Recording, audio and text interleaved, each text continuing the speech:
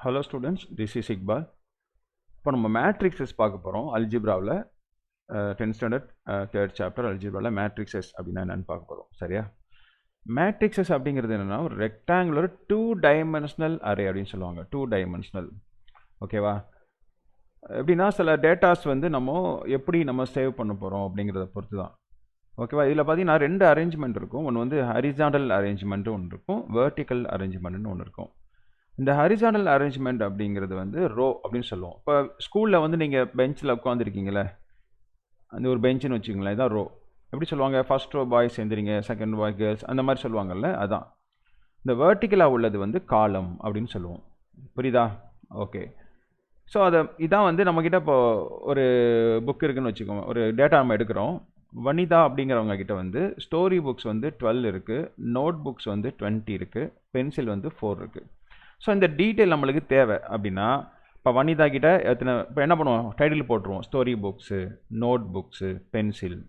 நம்ம மைண்டில் என்ன இருக்குன்னா, காலம் 1 வந்து ஸ்டோரி புக்ஸாக இருக்கணும், காலம் 2 வந்து நோட் புக்ஸ் இருக்கணும், காலம் 3 வந்து என்னென்ன பென்சில் வச்சுருக்காங்க, எத்தனை பென்சில் வச்சுருக்காங்கன்னு இருக்கணும் அப்படிங்கிறது தான் வந்து நம்ம பிளான். அதான் அதேமாதிரி ஃபஸ்ட்டு ரோ, இந்த மாதிரி ஃபஸ்ட்டு ரோ வந்து வனிதா பற்றியான டீட்டெயில், அவங்கக்கிட்ட எத்தனை ஸ்டோரி புக்ஸ் இருக்குது, எத்தனை நோட் புக்ஸ் இருக்குது, எத்தனை பென்சில் இருக்குது, அதுமாதிரி ராதா கிட்ட எத்தனை இருக்குது, அதேமாதிரி கோகுல் கிட்ட, கீதா கிட்ட, அந்த மாதிரி நம்ம டேட்டாஸ் கலெக்ட் பண்ணுவோம்.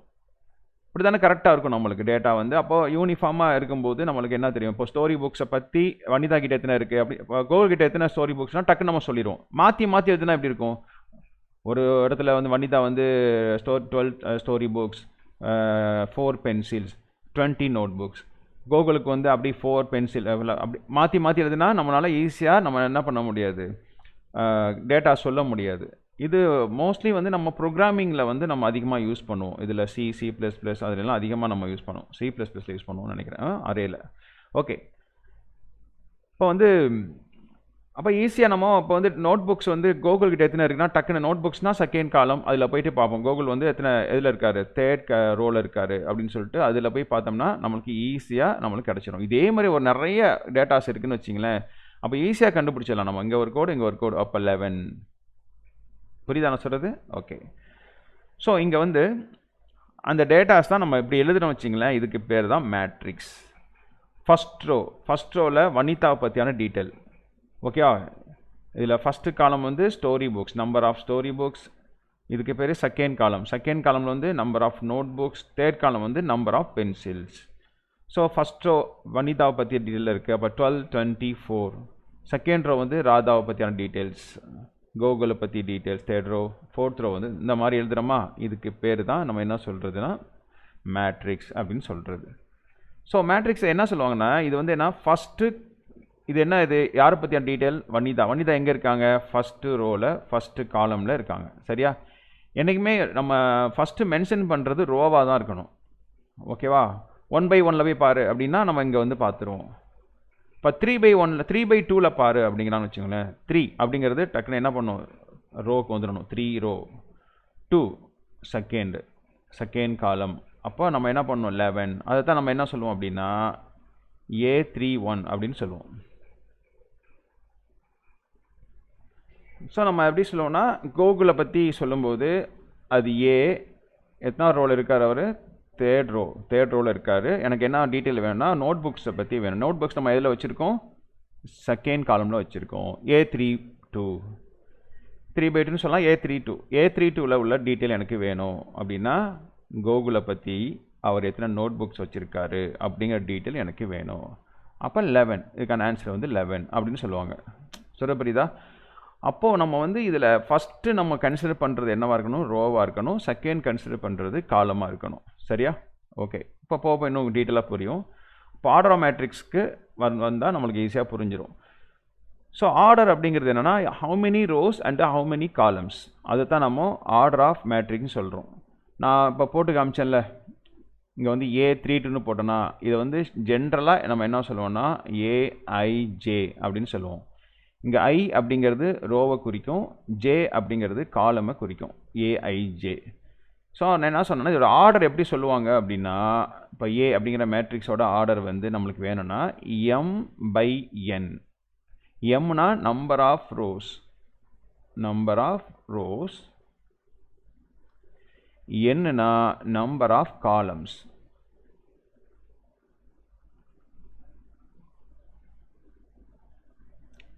நீங்கள் +1 போகும்போது ரோவை வந்து ஆர்னு யூஸ் பண்ணுவீங்க, காலமை வந்து சின்னு யூஸ் பண்ணுவீங்க. ஓகேவா? சரி, அதான் சொல்கிறோம், நம்ம ஆர்டர் சொல்கிறது தான். இப்போ வந்து பார்த்தீங்கன்னா ஃபஸ்ட் என்ன சொன்னேன், how many rose how many columns, m/n தான். இப்போ ஃபஸ்ட்டு மேட்ரிக்ஸோடைய ரோ அண்டு காலம் என்ன அப்படிங்கிறத பார்க்கலாமா? இதில் எத்தனை ரோ இருக்குது பாருங்கள். How many rows? 1 2, 2 bench, first bench second bench, 2 row இருக்கா? 2. எத்தனை காலம் இருக்குது பாருங்கள், வெர்டிக்கலாக என்னணும் 1 2. அப்போ 2/2 மேட்ரிக்ஸ் அப்படின்னு சொல்லுவோம். இங்கே பாருங்கள் எத்தனை ரோ இருக்குது பாருங்கள். ஃபஸ்ட்டு பெஞ்சில் 2 பேர் உட்காந்துருக்கான், செகண்ட் அந்த மாதிரி எடுத்துக்கோங்க. ஏன்னா ஃபஸ்ட்டு செகண்டு தேர்டு, அப்போ 3. எத்தனை காலம் இருக்குது பாருங்கள், 1 2, அப்போ 2 காலம்ஸ் தான் இருக்குது. ஓகேவா? இப்போது இந்த மேட்ரிக்ஸை எப்படி எழுதுவாங்க அப்படின்னா, A11 இது பேர் A12, ஃபஸ்ட் ரோ தானே, ஃபஸ்ட் ரோ. அப்போ ஃபஸ்ட்டு ரோ சேஞ்சே ஆகாது, A1 ஃபஸ்ட் ரோவில் ஃபஸ்ட்டு காலம். அப்புறம் இது வந்து ஃபஸ்ட் ரோவில் செகண்ட் காலம், அப்படி தானே, A12 அப்படின்னு வந்துடும். இதுக்கு பேர் A21, செகண்ட் ரோக்கு அப்புறமா A21, அப்போ A22 இந்த மாதிரி வந்துடும். இதை பாருங்கள், இதை எப்படி எழுதுவோம், A11 A12, A21 A22, A31 A32 அந்த மாதிரி போயிட்டே இருக்கும். அதுதான் அந்த எலிமெண்ட் எழுதியிருக்காங்க பாருங்கள். A11 sin தீட்டாங்கிறது A11, cos தீட்டாங்கிறது A12 மைனஸ் காஸ் தீட்டா, அந்த மாதிரி தான் நம்ம எழுதுவோம். சரியா? அப்போ ஆர்டர் எழுதும்போது எத்தனை ரோன்னு கவுண்ட் பண்ணணும், எத்தனை காலம் கவுண்ட் பண்ணணும். ஃபஸ்ட்டு ரோ தான் மென்ஷன் பண்ணணும், செகண்ட் காலம் தான் மென்ஷன் பண்ணணும். ரோ அப்படிங்கிறது m, காலம் அப்படிங்கிறது n. அது ரெண்டையும் மல்டிப்ளை பண்ணால் அதில் எத்தனை எலிமெண்ட் இருக்குன்னு நம்ம கண்டுபிடிச்சிடலாம். 2 × 2 4 பாருங்கள், 3 2s are 6. இங்கே பாருங்கள் 1 2 3 4 5 6 எலிமெண்ட் இருக்கா? அப்போ ரெண்டையும் மல்டிப்ளை பண்ணால் நம்மளுக்கு நம்பர் ஆஃப் எலிமெண்ட்ஸ் இந்த மேட்ரிக்ஸ் நம்மளுக்கு கிடச்சிரும். ஓகேவா? ஆர்டர் ஆஃப் மேட்ரிக்ஸ் அவ்வளோதான். டைப் ஆஃப் மேட்ரிக்ஸ் நிறைய இருக்குது. அதுலேயே நம்ம இந்த டைட்டில்லே நம்மளுக்கு அதுக்கான டெஃபினேஷன் இருக்கும். இப்போ ரோ மேட்ரிக்ஸ்னால் என்ன அர்த்தம்னா, அதில் ஒரே ரோ மட்டும்தான் இருக்கும். ஒரு ரோ மட்டும் இருந்துச்சுன்னா அப்போ அங்கே காலமே இல்லையா? இருக்குது பாருங்கள், 1 2 3 4 காலம்ஸ் இருக்குது. ஆனால் ஒரு ரோ ஃபுல்லாக ஒரு பெஞ்சு மட்டும்தான் இருக்குது, அதில் 4 பேருக்கு வந்திருக்கான் அப்படிங்கிற மாதிரி வந்துச்சுன்னா அதுக்கு பேர் தான் ரோ மேட்ரிக்ஸ். இந்த ரோ மேட்ரிக்ஸுங்கிறது இன்னும் எக்ஸாக்டாக சொல்லப்போனால் இதில் how many rows 1, how many columns 4 columns 1 2 3. So இந்த 1 இருக்கா, இந்த 1 ஃபஸ்ட்டு நம்பர் 1 இருந்துச்சுன்னா அது பேர் ரோ மேட்ரிக்ஸ். காலம் மேட்ரிக்ஸ்னால் என்ன, 3 பெஞ்சு இருக்குது, ஆனால் ஒரு பெஞ்சில் ஒவ்வொருத்தன் தான் உட்காந்துருக்கான். ஓகேவா? அப்போ ஒரே காலம் தான் இதில் இருக்குது. ரோ எத்தனை இருக்குது, 3 ரோ இருக்குது. ஆனால் இப்போ எத்தனை ரோஸ் இருக்குது பாருங்கள், இதில் 3 ரோஸ். ஓகே, எத்தனை காலம் இருக்குது, சிங்கிள் காலம், வெர்டிக்கலாக 1 தான் இருக்குது. அப்போது இந்த ஃபஸ்ட்டு செகண்ட் உள்ளது என்ன சொன்னேன், காலம். காலமில் 1 இருந்துச்சுன்னா அதுக்கு பேர் தான் காலம் மேட்ரிக்ஸ். ஓகேவா? ஸ்கொயர் மேட்ரிக்ஸ் அந்த பேர்லேயே நம்மளுக்கு இதுக்கான டெஃபினேஷன் இருக்குது. ஸ்கொயர்னா என்ன, இப்போ ஒரு ஸ்கொயர் அப்படின்னு சொல்கிறோன்னா என்ன அர்த்தம், இந்த சைட்ஸ்லாம் ஈக்குவலாக இருக்கும் அப்படின்னு அர்த்தம். அதானே, இங்கே 2 இருந்தால் இங்கேயும் 2 தான் இருக்கும், இங்கே 3 இருந்தால் இங்கேயும் 3 தான் இருக்கும் அப்படின்னு சொன்னால் அதுக்கு பேர் தான் என்ன சொல்கிறது, ஸ்கொயர்ஸ். அப்போ எல்லா சரி ஈக்குவல், அப்போ இந்த 2 சரி ஈக்குவேட் பண்ணால் போதும். ஸோ அதே தான் இங்கே நம்பர் ஆஃப் ரோஸும் நம்பர் ஆஃப் காலம்ஸும் ஈக்குவலாக இருந்துச்சுன்னா அதுக்கு பேர் தான் ஸ்கொயர் மேட்ரிக்ஸ். இங்கே பாருங்கள், இங்கே 2 ரோஸ் அண்டு 2 காலம்ஸ் அப்படி ஈக்குவலாக இருக்கா.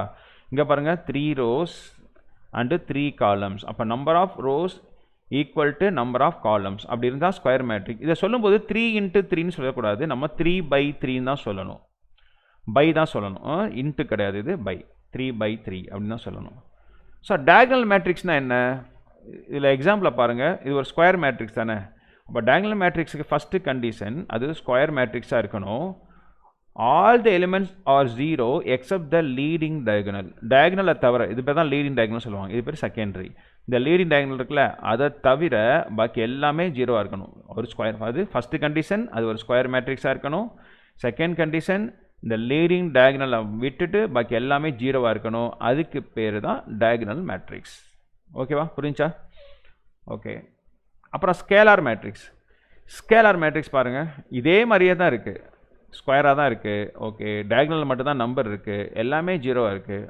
அப்போனா இது டயகனல் தானே வரணும். ஆனால் என்ன வித்தியாசம், இங்கே பாருங்கள், இதில் டிஃப்ரெண்ட் நம்பர்ஸ் இருக்குது, இதில் டயகனலில் சேம் நம்பர்ஸ் இருந்துச்சுன்னா அதுக்கு பேர் ஸ்கேலார் மேட்ரிக்ஸ். ஓகேவா? Scalar matrix nothing but the diagonal matrix. All the elements are 0 except the diagonal. The diagonal elements also equal, same, ஒரே மாதிரி இருக்கணும். all are equal, எல்லாமே ஒரே மாதிரி இருந்தாச்சுன்னா அதுக்கு பேர் ஸ்கேலார் மேட்ரிக்ஸ். ஓகேவா? இங்கே பாருங்கள் k 5 5 5. அதே தான் அடுத்தது ஐடென்டிட்டி ஆர் யூனிட். யூனிட்னா என்ன அர்த்தம்? 1. அதுவும் ஸ்கேலார் மேட்ரிக்ஸ் மாதிரி தான். ஏன்னா பாருங்கள் எல்லாமே ஈக்குவலாக தான் இருக்குது, இங்கேயும் ஈக்குவலாக தான் இருக்குது. அது ஈக்குவலாக இருக்கிற எலிமெண்ட் வந்து ஒன்றா இருந்துச்சுன்னா அதுக்கு பேர் ஐடென்டிட்டி இல்லைனா யூனிட் மேட்ரிக்ஸ். அவ்வளோதான். ஈக்குவலாக உள்ளது வந்து 1 அப்படி இருந்துச்சுன்னா அதுக்கு பேர் தான் ஐடென்டிட்டி மேட்ரிக்ஸ் இல்லைனா யூனிட் மேட்ரிக்ஸ் சொல்லுவோம். இதை ஷார்ட்டாக ஐன்னு சொல்லுவோம். 0 மேட்ரிக்ஸ் ஆர் நல் மேட்ரிக்ஸ், அதுலேயே ஆன்சர் இருக்குது. ஆனால் அதுவும் ஸ்கொயர் மேட்ரிக்ஸ் தான். ஓகேவா?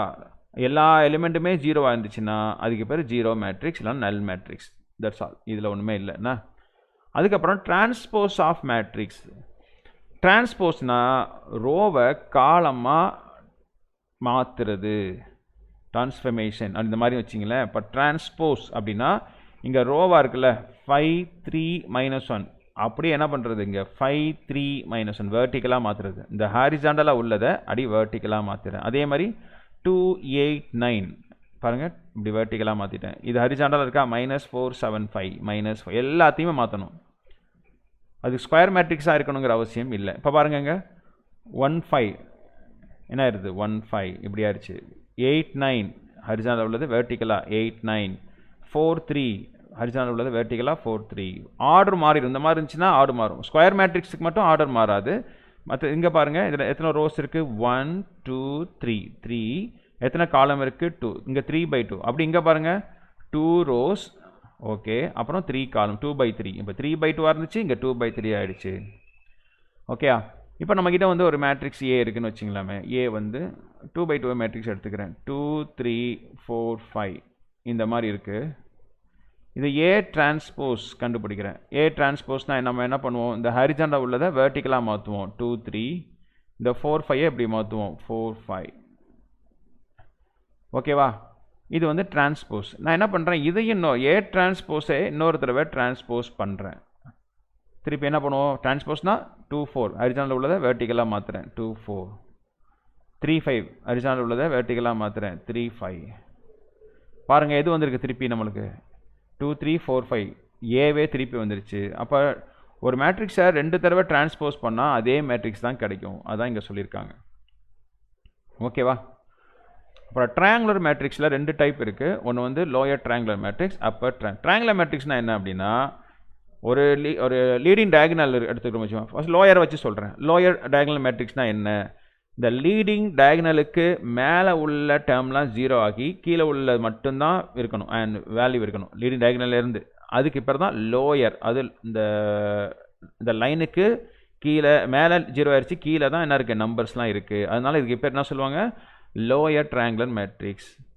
அப்பர் ட்ரையாங்குலர் அப்படி ஆப்போசிட். இந்த லீடிங் டயகனலுக்கு கீழே உள்ள வேல்யூலாம் 0 ஆயிடுச்சு, மேலே தான் நம்பர்ஸ் இருக்குது அப்படின்னா அதுக்கு பேர் upper triangular matrix. Include the diagonals, அதுலேயும் நம்பர் இருக்கணும். சரியா? வேறு ஒன்றும் கிடையாது. இதுவும் வந்து ஸ்கொயர் மேட்ரிக்ஸ் தான். கண்டிஷன் ஸ்கொயர் மேட்ரிக்ஸாக தான் இருக்கணும். Equal matrix. ஈக்குவல் மேட்ரிக்ஸ்னால் அதோடைய ஆர்டரும் ஈக்குவலாக இருக்கணும், அதோடைய வேல்யூவும் ஈக்குவலாக இருக்கணும். இது ரெண்டும் ஈக்குவல் மேட்ரிக்ஸா? எஸ், ஈக்குவல் மேட்ரிக்ஸ் தான். எப்படி சார் சொல்கிறீங்க, வேறு மாதிரி இல்லை. நீங்கள் என்ன சொன்னீங்க, சேம் எலிமெண்ட் தான் இதில் இருக்குன்னு சொன்னீங்க. எஸ், சேம் எலிமெண்ட் தான் இருக்குது. இங்கே 5 இருக்கா? ஓகே, இங்கே 1 ஸ்கொயர் பண்ணால் என்ன வரும் 1 தான். 2 ஸ்கொயர் பண்ணால் 4. 1 + 4 5. அப்போ இதுவும் என்னது 5 தானே? இது 5 தான். அப்புறம் இது நம்மளுக்கு தெரியும், ட்ரிக்னோமெட்ரி படித்தவங்களுக்கு தெரியும். sin square theta + cos square theta = என்ன வரும் 1 வரும். அப்போ அந்த 1க்கு 1 வந்துருச்சு. ஓகேவா? சரி, இதை நீங்கள் சிம்பிளிஃபை பண்ணால் என்ன வரும்னா இங்கே 1 இருக்கா, 1 + இந்த /2 நீங்கள் காமனாக எடுத்துக்கோங்க. இங்கே -5ல் 3 போச்சுன்னா -2வா, -2 அடிச்சிங்கன்னா -1. 1 - 1 என்ன ஆயிருங்க 0. அப்போ இது 0. பாருங்கள் அதே வேல்யூ தான் வந்துருச்சு.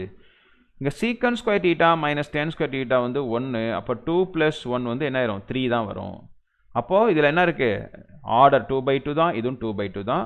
நம்பர்ஸும் எலிமெண்ட்டும் ஈக்குவலாக இருந்துச்சுன்னா தான் அது பேர் ஈக்குவல் மேட்ரிக்ஸ். நெகட்டிவ் மேட்ரிக்ஸ்னால் என்ன, ஒரு மேட்ரிக்ஸ் இருக்குது, அதோட சைன் வந்து ஆப்போசிட் சைனில் இருந்துச்சுன்னா அது பேர் நெகட்டிவ் மேட்ரிக்ஸ். இங்கே A 2 - 4 + 9 இருக்குது. மைனஸ் என்ன பாருங்கள், -2 + 4 - 9. ப்ளஸ் மைனஸாக மாறிச்சு, மைனஸ் ப்ளஸ்ஸாக மைனஸால் மல்டிப்ளை பண்ணுறது, அதுக்கு பேர் தான் என்ன சொல்கிறது, நெகட்டிவ் மேட்ரிக்ஸ். ஓகேவா? ஸோ அடிஷன், சப்ராக்ஷன் அதெல்லாம் வந்து நம்ம அடுத்த எக்ஸசைஸில் பார்ப்போம்.